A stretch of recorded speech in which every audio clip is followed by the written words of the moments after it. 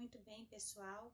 Eu sei que muitas pessoas ainda têm algumas dúvidas, né? Ou talvez, não é que não tenham dúvidas, talvez não saibam se expressar sobre o que são palavras parônimas, ou talvez palavras acentuadas. O que tem a ver uma coisa com a outra? Tem muito a ver, porque muitas vezes, assim, de uma forma geral, as palavras parônimas, o próprio nome já diz que elas são parecidas, né? Por isso que são chamadas de palavras parônimas. Agora, em relação aos acentos, é porque algumas palavras têm as mesmas sílabas, as mesmas quantidades de sílabas, né? E as mesmas palavras e todas no mesmo lugar, porém, em alguns casos são acentuadas ou não. Igual, por exemplo, metro e metrô. Metro é escrito da mesma forma que se escreve metrô, porém, metrô tem acento circunflexo no O.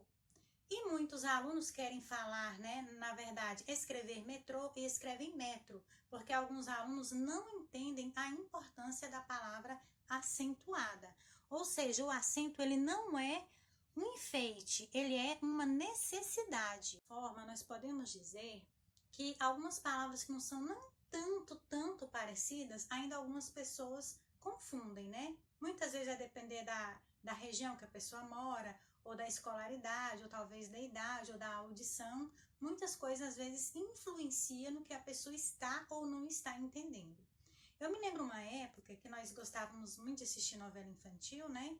Claro, essa época nós éramos crianças, e na nossa família tinha tido um problema, uma acusação de roubo. Então a minha avó, pessoas idosas, né, sabe como que é, muito sistemática, e não gosta que toca naquele assunto e tal. Aí nós estávamos assistindo uma novela e o personagem normal, corria tudo bem. De repente, lá num dado momento da novela, descobriu-se que um dos personagens era um robô. Aí o meu irmão falou assim: olha avó, esse homem é um robô. A minha avó deu um grito com ele: não fala esse nome aqui não, eu não quero que fale esse nome dentro de casa não. E nós ficamos sem entender o que, por que, o motivo daquela reação. Depois, passados minutos, ela falou assim: esse homem roubou o quê? Aí nós: não, ele não roubou não, ele é um robô. Então as palavras parônimas é isso.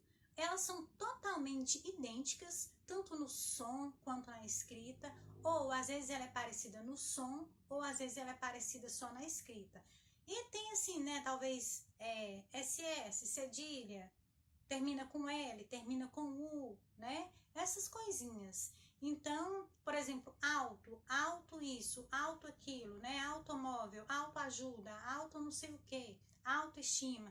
Então, às vezes, dependendo da coisa, né? Pode sim gerar uma determinada dúvida e às vezes as pessoas ficam assim, sem saber. Só para descontrair um pouco, se falando de palavras parônimas, vamos falar da palavra português. Era o seguinte, teve uma vez um casal de idosos, chegou na casa de um vizinho e já chegou esculhambando o vizinho, né?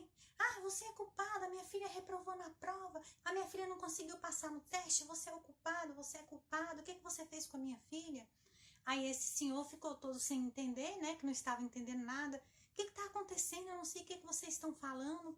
Aí ele falou assim: olha aqui, ó, a minha filha falou aqui, ó, que reprovou por causa do português. O que você fez com a minha filha? O que você fez com a minha filha? E ele: eu não fiz nada, não tem nada a ver com isso. Ou seja, na essência, a filha reprovou por causa do português, a língua portuguesa. Ela não conseguiu se sobressair nos exames de português. E os pais interpretaram que ela não tinha conseguido sair bem por causa do português. Como o vizinho era português, eles supuseram que o vizinho tivesse alguma coisa a ver com isso. Aleluia! Que no caso pode ser aleluia, né? Vibrando, agradecendo, honrando, louvando, ou aleluia, aquele bichinho. Aleluia. Agora, gente, ficou um pouco mais claro? Eu acredito que sim, né? E eu espero que vocês também tenham gostado.